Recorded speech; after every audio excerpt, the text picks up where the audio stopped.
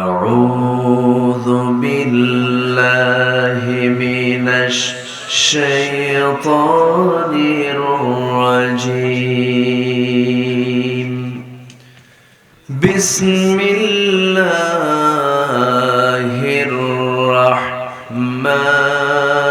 الرحمن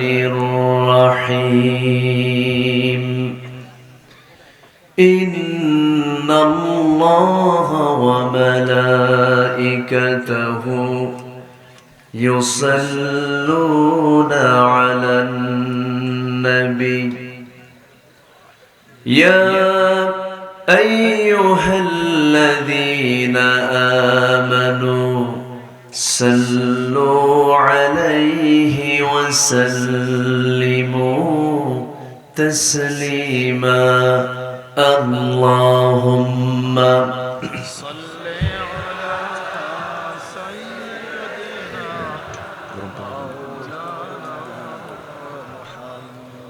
وعلى آل سيدنا একটু মোহাব্বত দিয়ে নবীর প্রেমে মাতোয়ারা হয়ে জবান খুলে সবাই বলুন আল্লাহুম্মা সাল্লি আলা সাইয়্যিদিনা ওয়া আলা আলি সাইয়্যিদিনা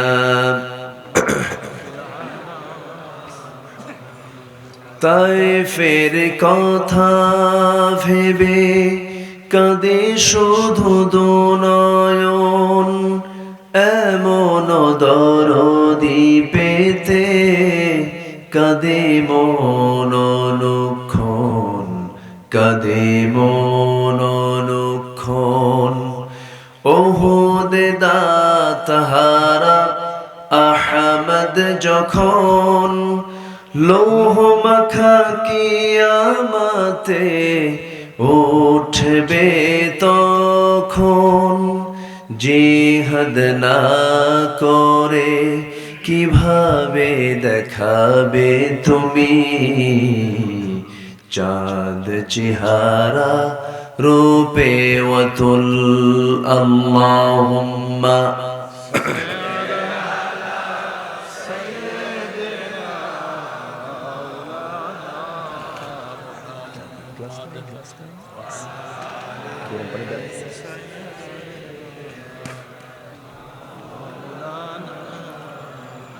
সবাই বলুন বালাগাল উলা বিকামালিহি কাশাফাত তুজা বিজামালিহি হাসনাত জামিউ খিসালিহি সাল্লু सूरते यूसुफ बिदारी हिकमते लुक़मान मा क़ारिए क़ुरआन बारी ये है दिले सादे माने मा बलगल उला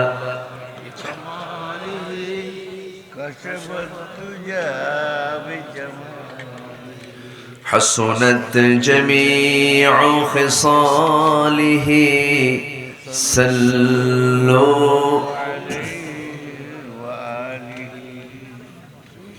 আল্লাহ রাব্বুল আলামিন জান্নাতুল ফেরদাউসের ব্যাপারে বলছেন কোথায় তোমরা জান্নাতুল ফেরদাউস পাবে দেখো আল্লাহ রাব্বুল আলামিন বলছেন ইন্নাল্লাযীনা আমানু ওয়া আমিলুস সালিহাত কানাত লাহুম জান্নাতুল ফিরদাউসি নুজুলা খালিদিনা ফিহা লা ইয়াবগুনা আনহা হিওয়ালা জোরে বলুন আল্লাহু আকবার আল্লাহ রাব্বুল আলামিন অন্য জায়গায় বলছেন ওয়াল্লাযীনা হুম আলা সালাওয়াতিহিম ইউহাফিযুন উলাইকা হুমুল ওয়ারিসুন الذين يرثون الفردوس هم فيها خالدون খালিদুন।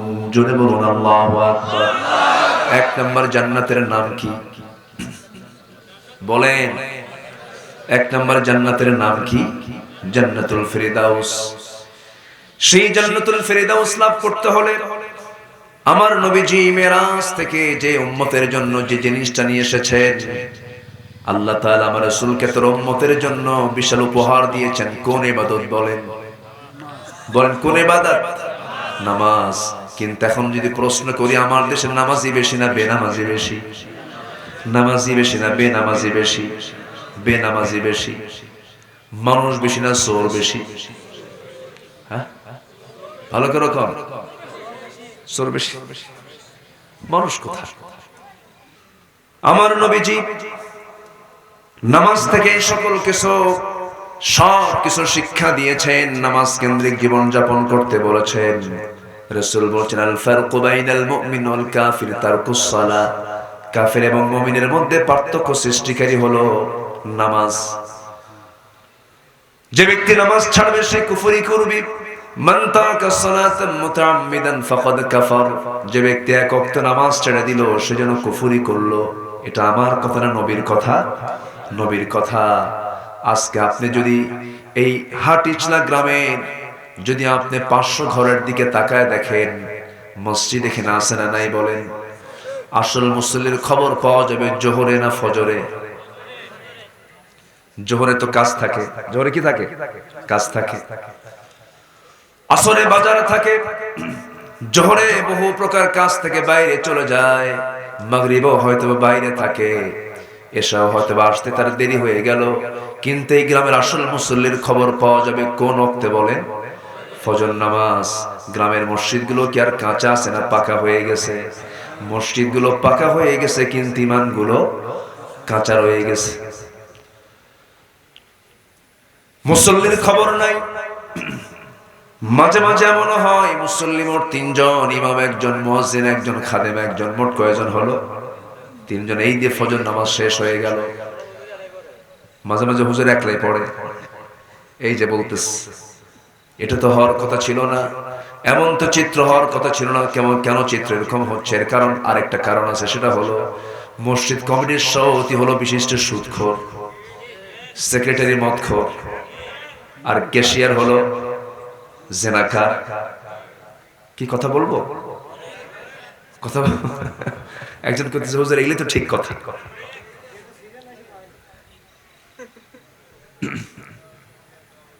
গ্রামে সেই লোকটা মসজিদের সভাপতি হওয়া উচিত যে প্রথম কাতারে নামাজ পড়ে। আসতে কোন কেন?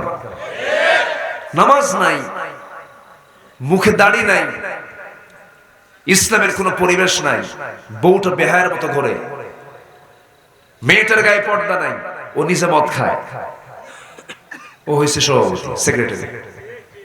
খতিব খুতবা দেবে কেমনে? 3 জন তো 3 বদমাইশ 3 পদে বসে আছে। খুতবা দিতে ইমাম সাহেব মাঝে মাঝে চিন্তা করে কি খুতবা দেই। হঠাৎ করে একদিন খুতবা দিতে নিয়ে এমন একটা আয়াত বলছে, যে আয়াতের অংশ, লা তাকুলুর রিবা আদআফান মুদাআফা। তোমরা চক্রাকারে সুদের কারবার করো না। এই কথা বলতে নিয়ে খতিবের চোখ আর সওদের চোখ, চোখে চোখে আই কন্টাক্ট হয়ে গেছে। এখন নামাজ শেষে খতিবের সামনে সভাপতি এসে বলতেছে, হুজুর আপনি ওয়াজ করছেন ভালো কথা, আয়াত আসছে আপনি বলে ফেলছেন, কিন্তু আপনি আমার দিকে চেয়ে থাকলেন কেন? কথা কি বুঝতেছেন?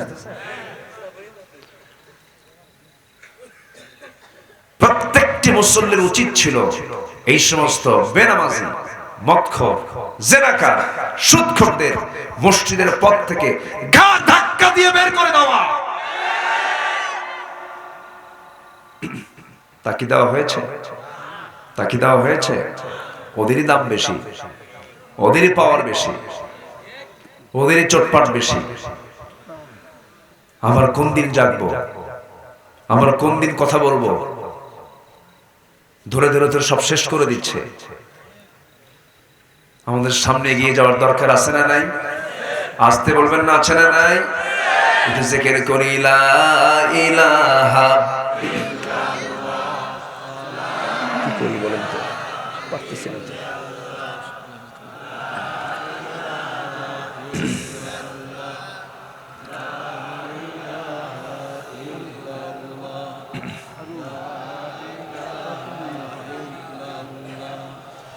আরো জোরে লা ইলাহা ইল্লাল্লাহ সুবহানাল্লাহ আলহামদুলিল্লাহ।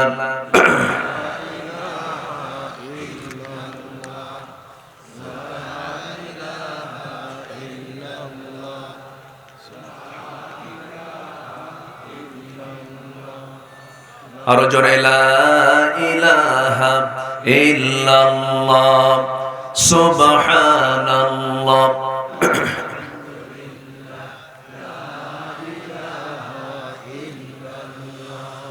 লা ইলাহা ইল্লাল্লাহ মুহাম্মাদুর রাসূলুল্লাহ সাল্লাল্লাহু আলাইহি ওয়াসাল্লাম।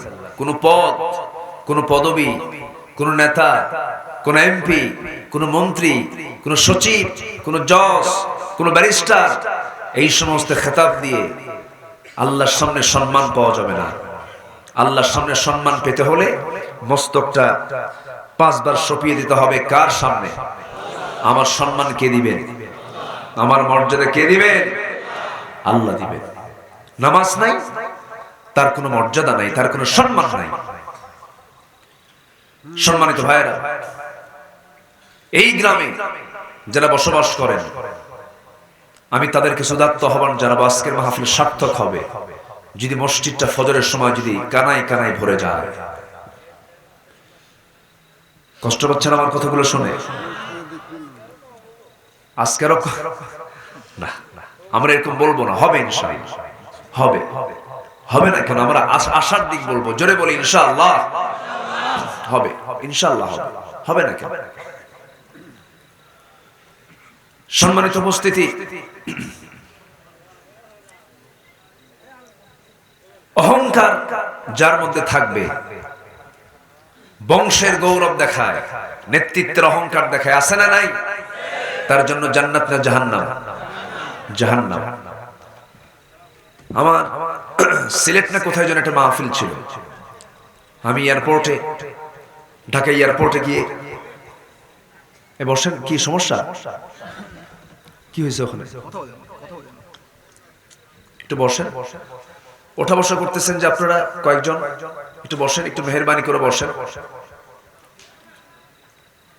তা আমি বিমানে উঠে আমি যাব, তো বোর্ডিং পাস নিয়ে আমি ইমিগ্রেশন ক্রস করে বসে আছি। বসবো, বসার জায়গা পাচ্ছি না, বসবো কোথায় খুঁজতেছি আমি। এখন তো যেখানেই যাবেন, হাটে ঘাটে মাঠে সব জায়গায় পুরুষের আনাগোনা বেশি না মহিলার আনাগোনা বেশি? মহিলা। কোথায় বসবো পাচ্ছি না জায়গা, খুঁজতেছি, দেখি তো আমার মতো টুপিওয়ালা কোথায়। তো দূরে তাকায় দেখি যে একজন টুপিওয়ালা আছে, তা আমিও টুপিওয়ালা, দেখি ওখানে গিয়ে বসি। বসলাম, সালাম দিলাম, উত্তর নাই, উত্তর দিচ্ছে না। ভালো করে সালাম দিলাম, দেখি আমার চেহারার দিকে মোশান নিয়ে তাকায় আছে। তো তখন দেখলাম যে ওনার টুপি আর আমার টুপির সাথে মিল নেই। এখন তো টুপি দেখো সালাম দেয়, বোঝেন? তো আমি এক পর্যায়ে বলে ফেললাম, মুরব্বি প্লিজ আপনার নামটা, সালাম দিলাম, আপনার নামটা একটু পরিচয় হই। রাগের ঠেলায় বলতেছে, আমি অমক পীরজাদা। তো আমি শুনেই আমি এখন কি বলি, আমাকে বলতেছে আবার উল্টা, আপনি কে? তাই বললাম, আমি বললাম নবীজাদা। কি কথা কি বুঝতেছেন আপনারা? উনি কইছে কি আর আমি কইলাম কি? ডিগ্রি কার বেশি? নবীর ডিগ্রি বেশি না? আমরা কার সন্তান বলেন তো? আমার আব্বাকে আদম কি ছিলেন? নবী ছিলেন। বললাম যে আমি নবীজাদা। তুমি চোখ এরকম বড় করে আস, আমার দিকে তাকায় আছে। আমি পীরকে খাটো চোখে দেখছি না, পীর সম্মানজনক পথ। খাজা মঈনুদ্দিন চিশতি আজমির শরীফে শুয়ে আছেন, খান জাহান আলী বাগেরহাটে শুয়ে আছেন, শাহজালাল ইয়ামানি সিলেটে শুয়ে আছেন। নিঃসন্দেহে তারা আল্লাহওয়ালা মানুষ, সঠিক পীর তারা। কিন্তু আসল পীর কি দুনিয়াতে আছে এখন? সব তো পীরজাদা, দুই একটা হারামজাদা নাই? আসতে কয় নামাজই লাগে না।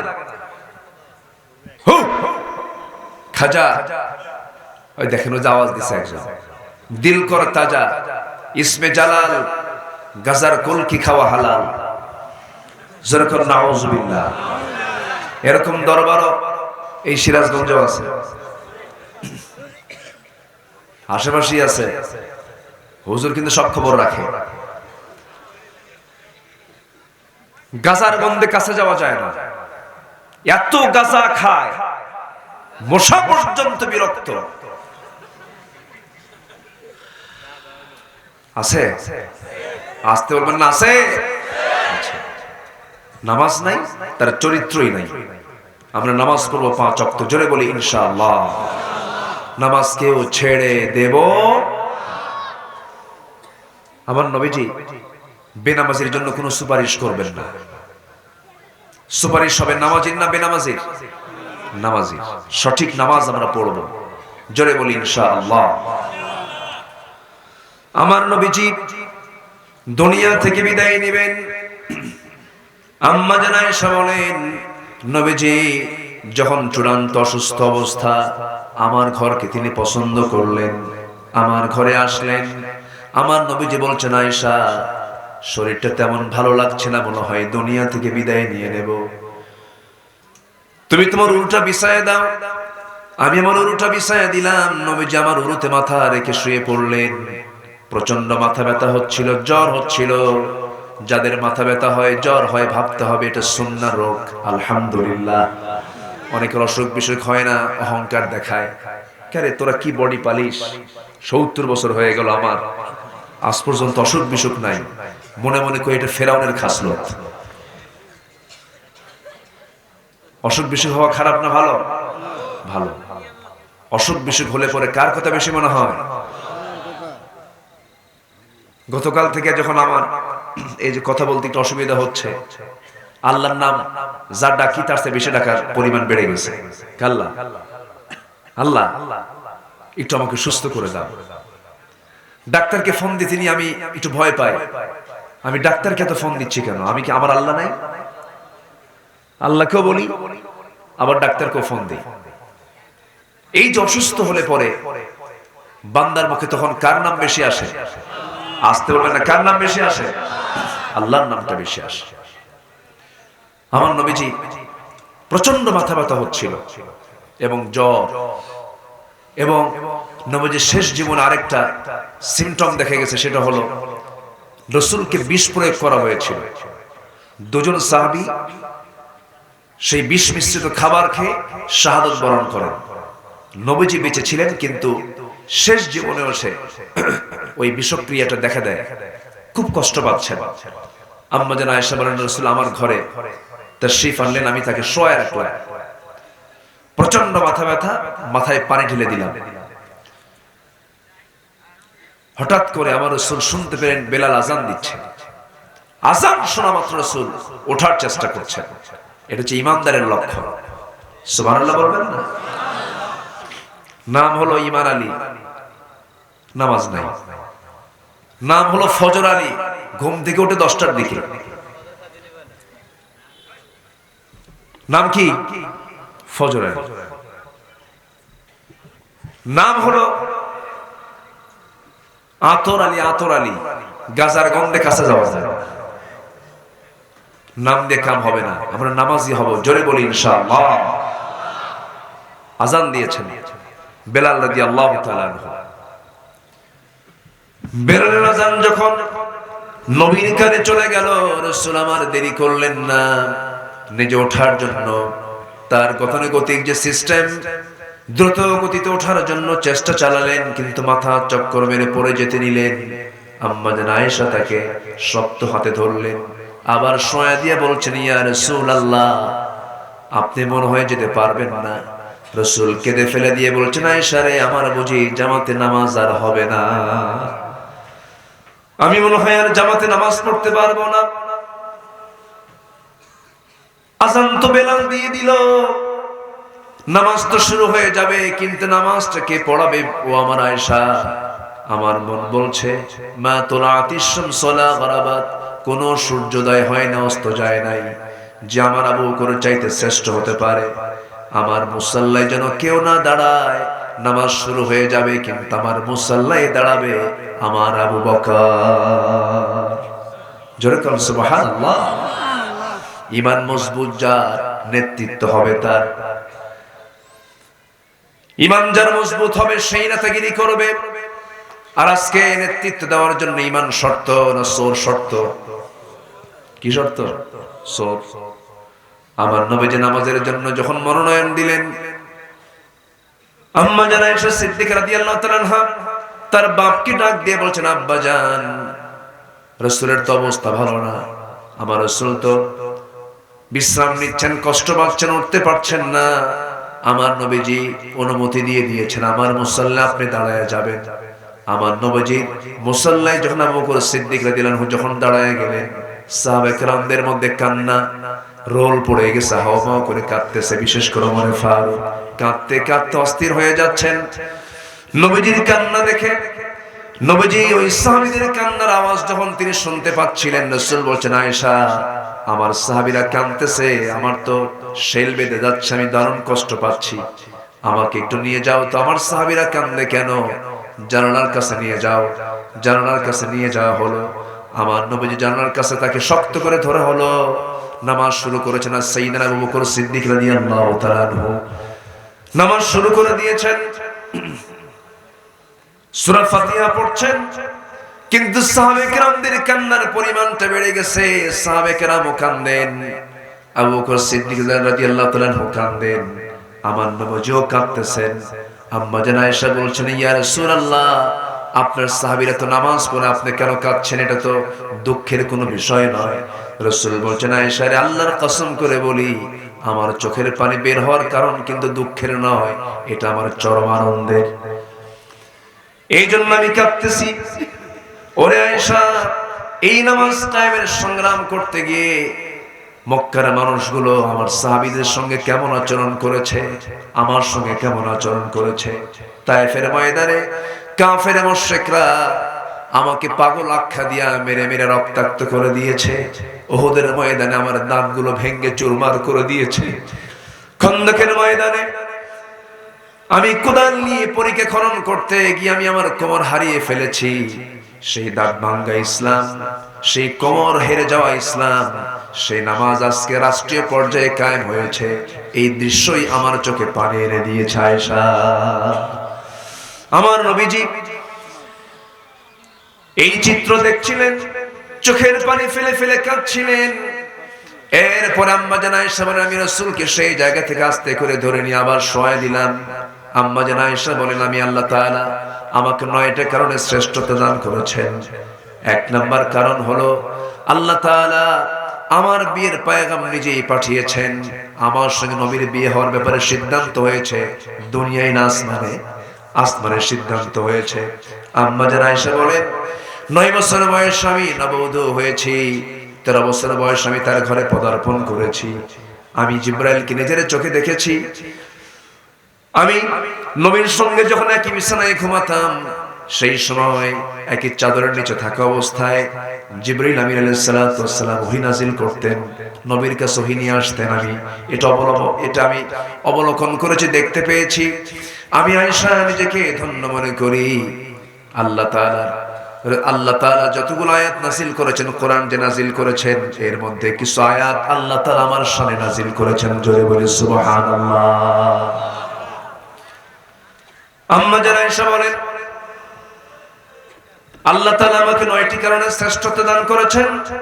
আরেকটি কারণ হলো রাসূল যখন দুনিয়া থেকে বিদায় নিয়ে নেবেন, বিদায় লগন যখন চলে আসছে, আমার নবীজি বলছেন, আয়েশা, মনে হয় বাঁচবো না, মালাকুল মউত যে কোনো মুহূর্তে চলে আসবে।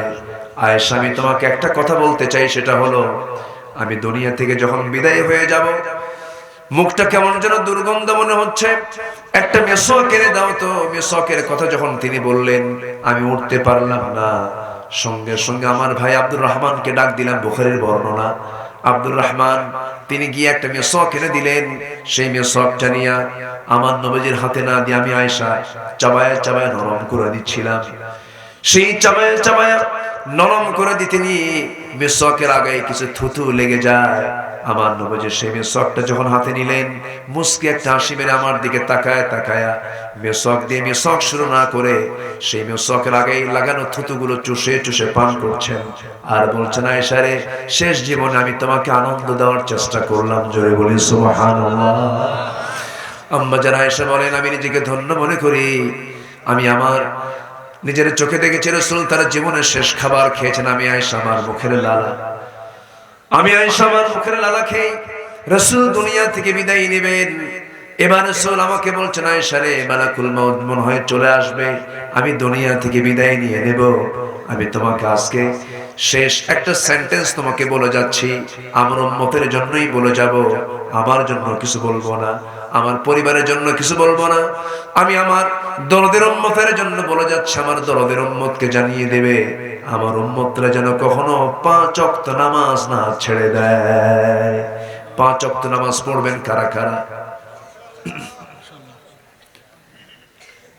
দেখেন তো কারা কারা হাত তোলে না। এরকম কেউ আছেন নাকি? নামাজ আমরা পড়বো, জোরে বলি ইনশাআল্লাহ। জিকির করি লা ইলাহা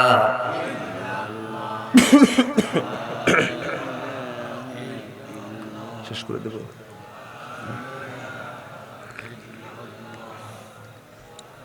আরো জোরে লা ইলাহা, আরো জোরে লা ইলাহা, আরো জোরে লা ইলাহা,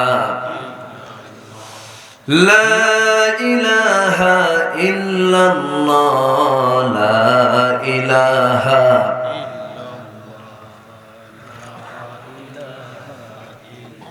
আরো জোরে লা ইলাহা,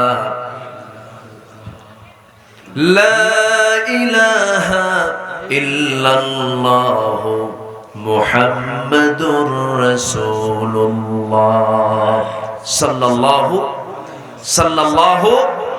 আলাইহি ওয়াসাল্লাম। তাহলে সে নামাজটা রাসূল নিয়ে আসলেন কোন জায়গা থেকে, কোন মাসে? বলুন না, একটু বলুন ভাই, কোন মাসে? রজব মাসে। সে মাসটা আমরা অতিক্রম করছি। এই মাস মানে এটা ভাববো না যে আমরা রজব মাসে মেরাজ উপলক্ষে কোন নামাজ আমি সহিহ কোন হাদিসে পাই নাই। আমার দেশে কিছু প্রচলন আছে, এটা অতিরিক্ত একটু কথা বলা হয়। মেরাজ উপলক্ষে 12 রাকাত 8 রাকাত নামাজ, এটা কোথাও নাই। তবে কদরের ব্যাপারে কথা আছে না নাই? আসতে বলবেন না, আছে না নাই? আচ্ছা, যেটা নাই সেটা বলাও যাবে না। সৌদি আরবে যান, রজব মাসে মেরাজ উপলক্ষে হ্যাঁ আলোচনা হতে পারে, কথাবার্তা হতে পারে, কিন্তু মেরাজের উপলক্ষে সাহাবায়ে কেরাম এই রাতে নামাজ পড়েছেন এমন কোন সহিহ বর্ণনা নাই। যেটা সাহাবীরা করেন নাই সেটা আমরা করতে যাব কেন? এটা অতিরিক্ত কিছু বাড়াবাড়ি আমার দেশে সব ক্ষেত্রেই হয়ে থাকে। আমি ওইদিকে যাব না, তর্ক বিতর্ক যাচ্ছি না। আমার নবীজি মেরাজ করেছিলেন কোন সময়? 3টা কারণ ছিল। কয়টা কারণ বলেন তো? 3টা কারণ। আমি এটা কিন্তু বলি, আমি শেষ করে দেব, একটু বসেন। আজকে আমি এতটুকুন কথা বলে যাচ্ছি, সেটা হলো আজকে এসেছি, আমি এই গ্রামে আবার আসবো। আমাকে আসতে দিবেন না? রাগ করলেন মনে হয় আপনারা, রাগ করলেন আপনারা? জোর করে দাওয়াত নিচ্ছি দেখে আবার আসবো। আমি এই রায়গঞ্জে সলঙ্গায় তো আসছি না এর আগে, ওই যে কোথায় যেন সলঙ্গার মেইন প্রপারে যে কোথায় মাহফিল যেন করলাম, হাই স্কুল মাঠে, লাঙ্গলমোড়া এসেছি। তারপরে মানে রায়গঞ্জের সলঙ্গার যে বড় বড় মাহফিল গুলো আমার সব করা শেষ হয়ে গেছে। আসছি, আমি মোটামুটি আসছি। আজকে আমি এসে আমি খুবই আনন্দিত। বিশেষ করে এই গ্রামের মানুষগুলো এত আন্তরিক, এত বিনয়ী। বলি আলহামদুলিল্লাহ, জোরে বলি আলহামদুলিল্লাহ। একজন ভাই বলেই ফেলেছেন যে আজকে এসে তো আপনার অস্ত্র দুর্বল, ফেল মেরে গেছেন না, কি যেন একটা কথা বলে ফেলেছেন। আমি এতেও খুশি, কারণ ফেইলার ইজ দ্য কি অফ সাকসেস, নাকি? আপনি যদি ফেল না মারেন পাশ করতে পারবেন না। হাজারো চেষ্টা করেই তো পাশ করতে হয়, তাই না? পাশ করতে হয়। তো যাই হোক, তিনটা কারণে রাসূল মেরাজ আল্লাহ তাআলা তাকে করিয়েছেন। নাম্বার 1 হলো মানসিক তৃপ্তি দেওয়ার জন্য। তিনি কার মেহমান হয়েছিলেন? আসতে বলবেন না, কার মেহমান? আল্লাহর মেহমান। এটা কিন্তু ছোটখাটো কোনো কথা না। তিনি গিয়েছেন সেই সময়, যে সময় থেকে মক্কা থেকে বাইতুল মুকাদ্দাস 3 মাসের পথ। ওই সময়ের যে যানবাহন, উট, ঘোড়া, মালসামানা সহ কয় মাসের পথ? 3 মাস। রাসূল গেছেন 3 মাসে 3 ঘন্টায়? 3 ঘন্টাও না। আল্লাহ তাআলা যেদিন, যে রাত্রে তাকে নিয়েছেন, সেই রাত্রে আকাশে কি বলে, আলোর গতি, আহ্নিক গতি, বার্ষিক গতি, সময়ের গতি, সব গতিকে স্বতন্ত্র রেখে দিয়েছেন। স্টপ করে আমার নবীর সফরকে আল্লাহ তাআলা চালু করে দিয়েছেন। জোরে বলি সুবহানাল্লাহ। কেন জানেন? এর কারণ হলো, আমি তো সুর দিতে পারছি না, এর কারণ হলো আমার আল্লাহর পরিচয় কি? আলহামদুলিল্লাহি রাব্বিল আলামিন।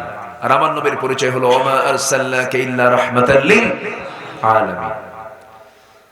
আমার নবী শুধু এই জগতের জন্য রহমত নন, তিনি শুধু কওমের নবী নন, সকল নবী ছিলেন কওমের নবী। যেরকম মাদিয়ানবাসীর জন্য ওয়াইলা মাদিয়ানা আখাহুম শুআইবা, আল্লাহ তাআলা শুআইবকে মাদিয়ানবাসীর জন্য নবী করেছেন। কিন্তু আমার নবী কি শুধু অঞ্চলের নবী, না গোটা বিশ্বের নবী, সকল মানুষের নবী? যেরকম সুবহানাল্লাহ।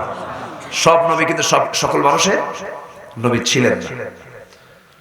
তো আল্লাহ তাআলা তাকে গোটা বিশ্ব জগতের রহমত করলেন। ধরুন রায়গঞ্জ তারাশের যে এমপি, সে এমপি যদি বলে হাট ইচলা গ্রামটা আমি চিনি না, এটা কি যোগ্যতা বুঝাবে না অযোগ্যতা বুঝাবে? অযোগ্যতা বুঝাবে। আমার রাসূল হচ্ছেন গোটা বিশ্ব জগতের জন্য রহমত, কিন্তু তিনি দ্বিতীয় আসমানে যান নাই, তৃতীয় আসমানে যান নাই। তাহলে এটা কেমন কথা হলো? এই জন্য তাকে আল্লাহ তাআলা যে রহমত স্বরূপ যে পাঠিয়েছেন, এটাকে বাস্তবায়ন করার জন্য গোটা দুনিয়া সহ সকল জগৎ, জান্নাত জাহান্নাম সব কিছু আমার আল্লাহ তাআলা তার রাসূলকে সফর করিয়ে দেখিয়ে দিয়েছেন। হে রাসূল, আমি আপনাকে সকল কিছুর জন্য রহমত করে পাঠিয়ে দিয়েছি। সুবহানাল্লাহ বলবেন না? সেই রাসূলকে নিয়ে এই দেশের নাগরিক, দেশের স্থান নাই, পাশের দেশে বসে আছে।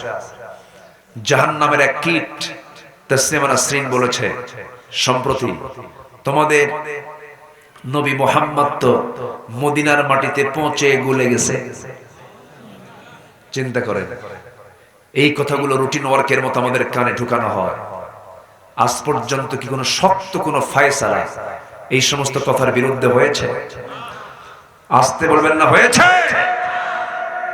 ফাঁসি রশি গলায় ঝোলে রাসূলকে নিয়ে যারা বাজে কথা বলেছে, উচিত ছিল সবার আগে তাদের শাস্তি নিশ্চিত করা। তা তো করা হয়নি, বরঞ্চ ওই সমস্ত নাস্তিকদের পিছনে মদত যোগায় কিছু ফাসিক শ্রেণী আছে না? নাই? আছে। কি বলবো? নবীর সুপারিশ কি লাগবে না? আসতে বলছে, নবীর সুপারিশ কি লাগবে না? লাগবে। কোন স্টেশনে রাসূল নাই? মরে যাবেন? কবরে প্রশ্ন আছে 3টা, এখানে রাসূল আছে। পুলসিরাতে যাবেন? লাগবে। মিজানে যাবেন? লাগবে। হাউজে কাউসারে যাবেন? লাগবে। জান্নাতে যেতে চান? রাসূলকে লাগবে। আল্লাহু আকবার বলেন। অতএব আমাদের রবকে, আরো জোরে, আমাদের রবকে, আমাদের নেতাকে, ভালো করে বলে, আমাদের নেতাকে। আচ্ছা, আমাদের দলের নাম কি? আমাদের দ্বীনের নাম কি?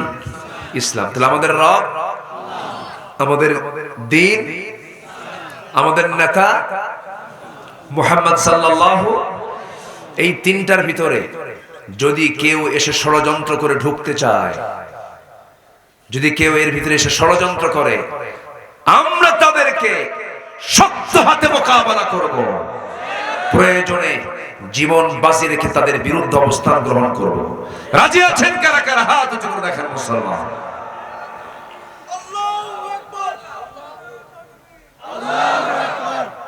স্লোগান হলো না, একটু দেন না শক্ত করে। আমার না হয় কণ্ঠে দুর্বল, আপনার কণ্ঠ কি দুর্বল নাকি?